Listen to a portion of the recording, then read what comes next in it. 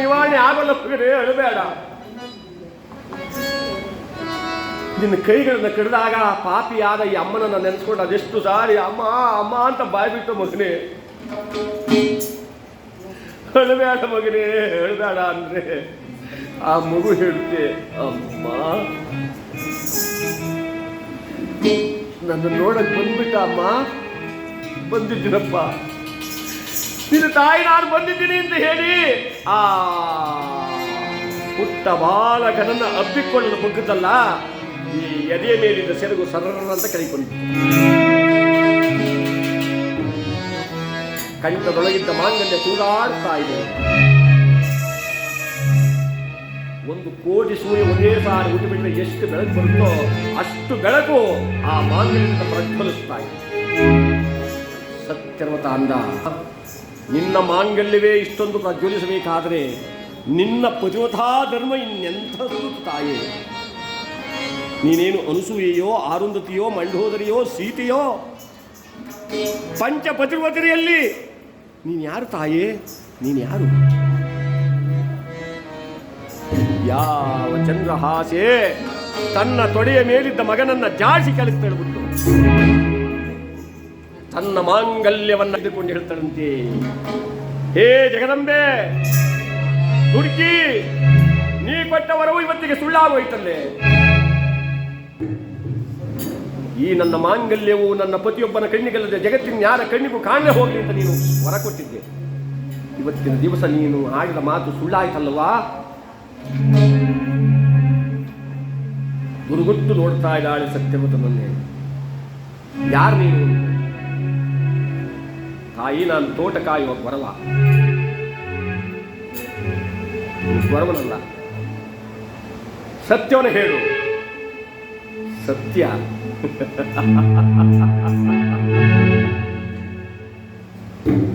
ಸತ್ಯ ಸತ್ಯಕ್ಕಾಗಿ ಸತಿಯೊಡನೆ ಕಾಡಿಗೆ ಬಂದೇನೆ.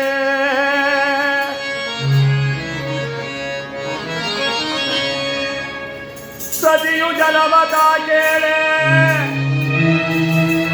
ಜಲವ ತರಲು ಹೋಗಿ ಕಳೆದುಕೊಂಡನೆ ಸುರಸಿ ಮಣಿಯಲ್ಲ. ಅಮ್ಮ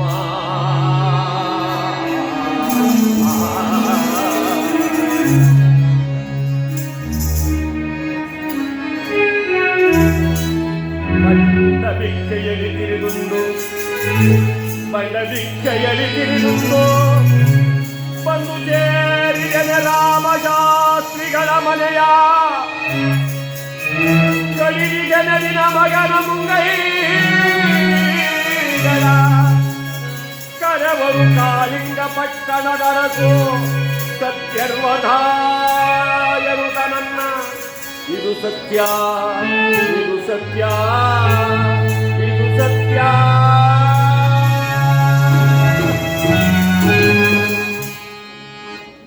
ಕಾಳಿಂಗಪುರದ ಸತ್ಯರ್ವತ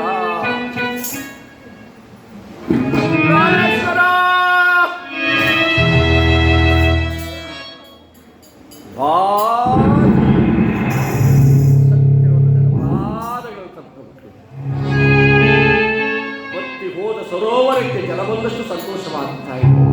ಹುಟ್ಟು ದಲಿತನಿಗೆ ಐಶ್ವರ್ಯವೇ ಬಂದಷ್ಟು ಆನಂದವಾಗ್ತಾ ಇದೆ.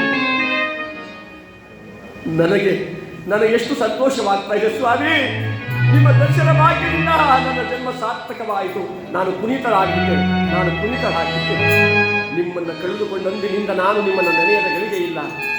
ನಿಮ್ಮನ್ನು ನೆನೆಯದ ಒಂದು ಕ್ಷಣವೂ ಕೂಡ ಇಲ್ಲ. ಹಗಲು ಇರುಳು ನಿಮಗಾಗಿ ಪರಿಗಣಿಸುತ್ತಿದ್ದೆ. ದೊರಕಿದೆಯ ಎನ್ನ ಭಾಗ್ಯದ ನೀಡಿಯೇ, ದೊರಕಿದೆಯಾ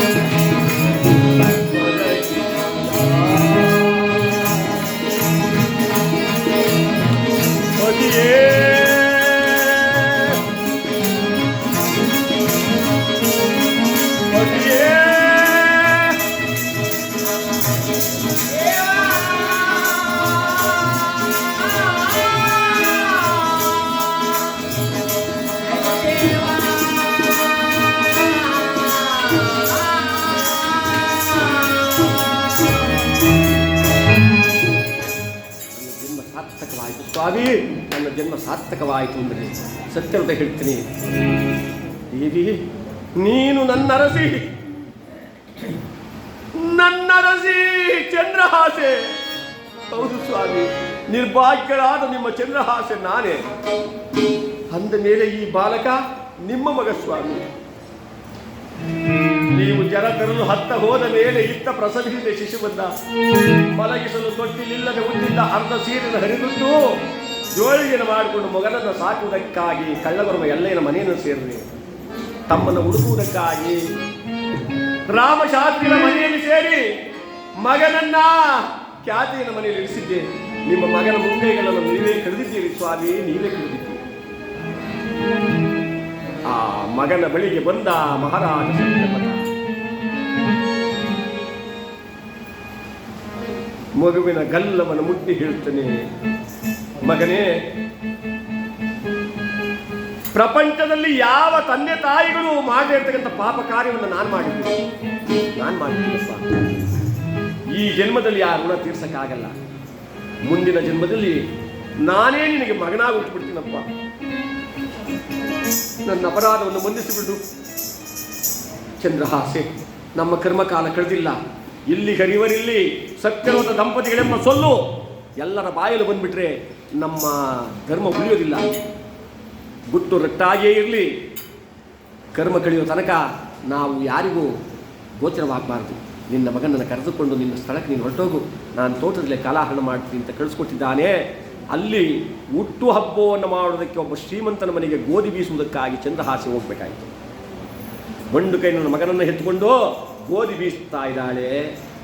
ಮನೆ ಒಡತಿಯ ಲಕ್ಷ್ಮೀದೇವಿ ತನ್ನ ಮಗುವನ್ನು ತಂದು ಚಂದ್ರಹಾಸೆ ಬಿಡಿಬಿಟ್ಟು, ನನ್ನ ಮಗುವಿನ ಕೈಯಲ್ಲಿ ಬಂಗಾರಗಿರಿಕೆ ಇದೆ ತಾಯಿ, ನನ್ನ ಮಗುವಿನ ಕಡೆ ಸ್ವಲ್ಪ ಜೋಪಾನವನ್ನು ನೋಡ್ಕೊತಾ ಇರು, ಮನೆಯೊಳಗಡೆ ಬೇಕಾದಷ್ಟು ಕೆಲಸ ಇದೆ, ಎಚ್ಚರ. ಯೇಸು ಜನ್ಮದ ಪಾಪವೋ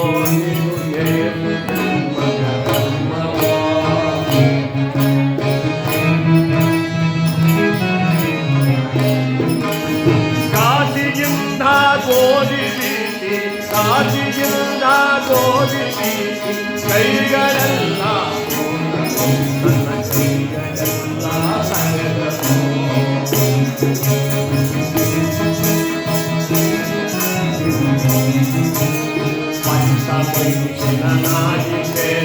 ಪಂಚ ಹರಿಗೆಯ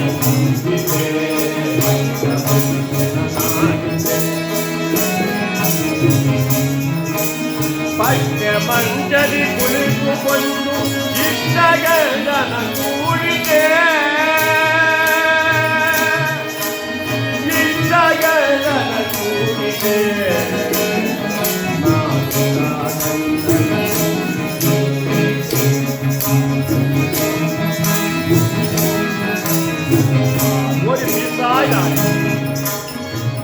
ಭಗವಂತನ ಮಾಯೆ. ಆ ಗೋಡೆ ಮೇಲೆ ಬರೆದಿರುವ ಪಕ್ಷಿ ಜೀವವನ್ನು ಕೊಟ್ಬಿಟ್ಟ ಪರಮಾತ್ಮ ಶನೇಶ್ವರ ಸ್ವಾಮಿ. ಹಾರುತ್ತ ಬರುತ್ತಲಿದೆ ಪಕ್ಷಿ ತೇಲುತ್ತ ಬರುತ್ತಲಿದೆ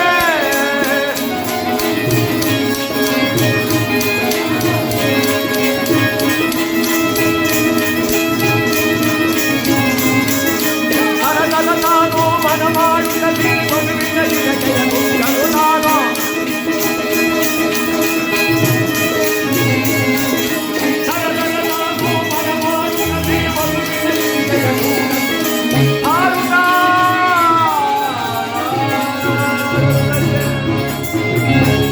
ಮರ್ರನ್ನೇ ಬಂದು ಆ ಮಗುವಿನ ಕೈಲಿನ ಗಿರಿಕೆಯನ್ನು ಮತ್ತೆ ಹಾರಿ ಹೋಗಿ ಚಿತ್ರದಲ್ಲಿ ಚಂದ್ರಹಾಸ್ಯನ ಗೊತ್ತಡೆ ಮನೆ ಒಡತಿ ಕೇಳಿದರೆ ಅವಳಿಗೆ ಏನು ಉತ್ತರವನ್ನು ಕೊಡಲಿ ನಾನು? ಅಯ್ಯೋ ಪರಮಾತ್ಮ, ಶನಿದೇವ ಅನ್ನುವಷ್ಟರೊಳಗೆ ಆ ಲಕ್ಷ್ಮೀದೇವಿಯ ಶ್ರೀಮಂತನ ಹೆಂಡತಿ ಮಗುವನ್ನು ತಗೊಳಕ್ ಬರ್ತಾಳೆ, ಕೈಲಿ ಗಿರಿಕೆ ಇಲ್ಲ. ಏನಾಯ್ತು? ಮಗುವಿನ ಕೈಯಿಂದ ಗಿರಿಕೆ ಏನಾಯ್ತು? ಹೇಳಿದರೆ ನಂಬುವುದಿಲ್ಲ, ಹೇಳದಿದ್ದರೆ ಇಲ್ಲ. ನಾನು ಹೇಳಿದ್ರೆ ನೀವು ನಂಬಲ್ಲ, ಹೇಳಿದ್ರೆ ಬಿಡಿ ಇಲ್ಲ ತಾಯಿ ಅಂದ್ರೆ ನಿಮ್ಮ ಮಾತಿನ ಅರ್ಥ ಆ ಗೋಡೆ ಮೇಲೆ ಬರ್ತಕ್ಕಂಥ ಹಂಸಪಕ್ಷಿ ಜೀವಂತವಾಗಿ ಹಾರ ಬಂದು ಆ ಗಿರಿಕೆಯನ್ನು ನುಂಗಿ ಮತ್ತೆ ಹಾರಿ ಹೋಗಿ ಚಿತ್ರಪಟದಲ್ಲಿ ಪಕ್ಷಿ ಆಯಿತು. ಇವಳು ಸಾಮಾನ್ಯವಾದ ಕಳ್ಳಿ ಅಲ್ಲ, ಅಡಗನ ಕಳ್ಳಿ. ಇವಳು ಹಿಂಗೆ ಹೇಳಿದ್ರೆ ಬುದ್ಧಿ ಬರಲ್ಲ. ಇವಳು ಗಂಡ ಇದಾನಲ್ಲ, ಕೋರ್ಟಲ್ಲಿ ಕೊಡುವ ಗಿರಿಕೆಯನ್ನು ಕದ್ದಿಯಲ್ಲೋ ಅವನ ಕೈ ಕೊಟ್ಟಿದ್ದಾಳೆ. ಎಳಕಬನ್ನಿ ಅವನ್ನ. ಏನಯ್ಯ ಗುರವ, ಗಿರಿಕೆಯನ್ನು ಕದ್ದು ನಿನ್ನ ಕೈ ಕೊಟ್ಟಿದ್ದ ನೀನು ಹೇಳ್ತೀಯ? ಇಲ್ಲ ಸ್ವಾಮಿ, ನನಗೆ ಕೈ ಕೊಟ್ಟಿಲ್ಲ. ಹಾಗಾಗಿ ಗಿರಿಕೆ ಏನಾಯಿತು? ಏನಿದೆ ಇದು? ಪರರ ಸೊತ್ತಿಗೆ ನಾವು ಆಸೆ ಪಡುವುದು. ಆ ಗಿರಿಕೆಯನ್ನು ನೀನೇಕೆ ಕದ್ದೆ? ಚಂದ್ರಹಾಸ್ಯ ಹೇಳ್ತಾರೆ, ಸ್ವಾಮಿ ನೀವೇ ನನ್ನನ್ನು ಗಿರಿಕೆಯನ್ನು ಕದ್ದಿದ್ದಾಳೆ ಎಂಬುದಾಗಿ ನಂಬುವುದಾದರೆ ಪ್ರಪಂಚದಲ್ಲಿ ನ್ಯಾರನ್ನು ನಾನು ನಂಬಿಸಿ. ಕಳ್ಳತನ ಮಹಾಪಾಪ ಅಂದ್ರೂ ತಾಗಿನ್ನು ಪಾಪ.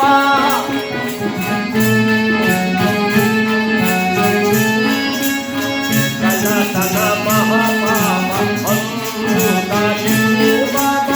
ಪರನೊಳಗೆಯೋ ನಮಗೆ ಬೇಡವೇ ನಮಗೆ.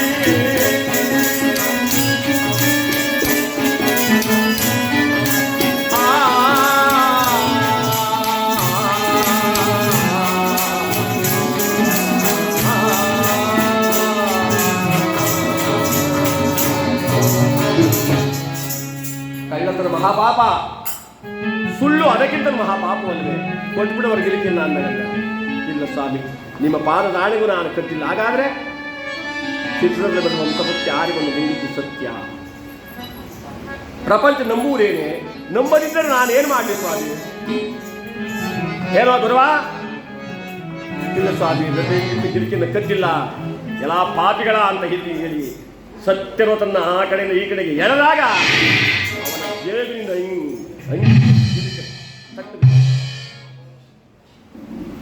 ಕದಿಯದಿದ್ದಂಥ ಗಿರಿಕೆ ಎಲ್ಲಿಂದ ಬಂತೋ?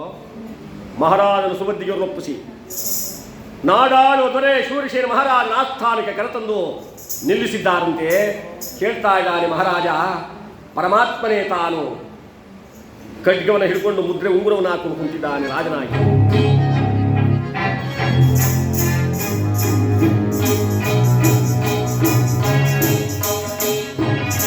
ಶೂರಸೇನ ಮಹಾರಾಜ ಮಂತ್ರಿ ಹಾಕೊಳ್ತಿದ್ದಾನೆ. ಹೇ ಗುರವ ಸ್ವಾಮಿ, ನಿನ್ನ ಹೆಂಡತಿ ಗಿರಿಕೆಲ್ಲ ಕದ್ದು ನಿನ್ನ ಕೈ ಕೊಟ್ಟಿದ್ದಿಲ್ವೇ? ಇಲ್ಲ ಸ್ವಾಮಿ, ಕೊಟ್ಟಿಲ್ಲ. ಕೊಡದಿದ್ದ ಮೇಲೆ ನಿನ್ನ ಅಂಗಿಯಿಂದ ಜೇಬಿನಿಂದ ಗಿರಿಕೆ ಹಾಕಿತ್ತು? ನನಗೆ ಗೊತ್ತಿಲ್ಲ ಸ್ವಾಮಿ. ತಳ್ಳಿ ಪಾಪಿಯನ್ನು ಪಕ್ಕಕ್ಕೆ. ಏನಮ್ಮ ನೀನು ಕದ್ದೆ ಎಂದಾದರೂ ಒಪ್ಪಿಕೋ, ನಿನಗೆ ಕ್ಷಮಾ ಗುಣವಿದೆ, ನಿನ್ನನ್ನು ಮನ್ನಿಸ್ತೀನಿ, ಒಪ್ಪಿಕೋ. ಗಿಲ್ಕೆಯನ್ನು ಕದ್ದದ್ದು ನಿಜ ತಾನೇ? ಇಲ್ಲ ಸ್ವಾಮಿ, ಕಳ್ಳತನ ಮಾಡೋದಕ್ಕಿಂತ ಸುಳ್ಳನ್ನು ಹೇಳುವುದು ಅದಕ್ಕಿಂತ ಮಹಾಪಾಪಕರವಲ್ಲವೇ? ನಾನು ಗಿಲ್ಕೆಯನ್ನು ಕದ್ದಿಲ್ಲ. ಮತ್ತೇನಾಯಿತು?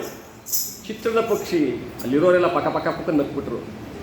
ಈ ಪ್ರಪಂಚದಲ್ಲಿ ಚಿತ್ರದ ಪಕ್ಷಿ ಯಾರು ಬರುತ್ತಾ? ಗಿಲ್ಕೆ ನುಂಗುತ್ತಾ? ಎಂಥ ವಿಚಿತ್ರವಾದ ಮಾತನಾಡ್ತೀರಿ ಮಂತ್ರಿ. ಇಂಥವ್ರಿಗೆ ನಮ್ಮ ರಾಜ್ಯದಲ್ಲಿ ಏನು ಶಿಕ್ಷೆ? ಸ್ವಾಮಿ ನಿಂಗೆ ಬಿಟ್ಬಿಟ್ರೆ ದೇಶಕ್ಕೆಲ್ಲ ಕಳ್ತನ ಹೇಳ್ಕೊಂಡ್ಬಿಡ್ತಾರೆ. ಹೇಳ್ದಂಗಿರ್ಬೇಕು, ಏನು ಮಾಡಬೇಕು? ಇವಳ ನಾಲಿಗೆ ಏನಕ್ಕೊಯ್ಯಿರಿ, ಕಂಡರು ಕಾಣೆ ಅನ್ನಲ್ಲ ಈ ಕೊರವ, ಇವನ ಕಣ್ಣುಗಳನ್ನ ಕಿತ್ತು ಬಿಡಿ. ಖಡ್ಗವನ್ನು ತೆಗೆದುಕೊಂಡು ಆ ಸತ್ಯರ್ವತ ಮಹಾರಾಜನ ಸತಿಯಾದ ಚಂದ್ರಹಾಸಿಯ ನಾಲಿಗೆ ಹಿಡಿದು ಅಮ್ಮ ಎಂದದ್ದೆ ಮತ್ತೆ ಶಬ್ದವೇ ಇಲ್ಲ ಅವನು. ಅದೇ ಖಡ್ಗವನ ಕೈ ಎತ್ತಿಕೊಂಡ ಮಹಾರಾಜ ಸತ್ಯರ್ವತನ ಎರಡು ಕಣ್ಣುಗಳನ್ನು ತೆಗೆದುಬಿಟ್ಟು ತಳ್ಳಿಗೊಂಡಾರಣ್ಯಕ್ಕೆ. ಕಣ್ಣ ಕಿತ್ತು ಕಾಯಿದಂತೆ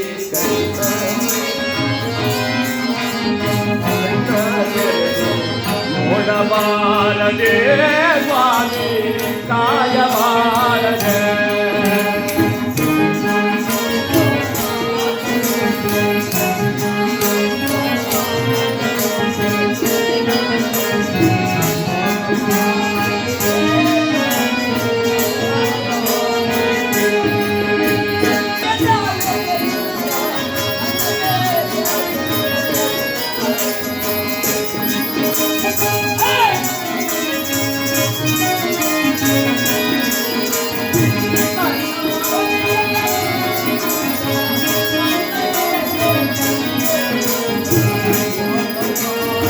Yeah.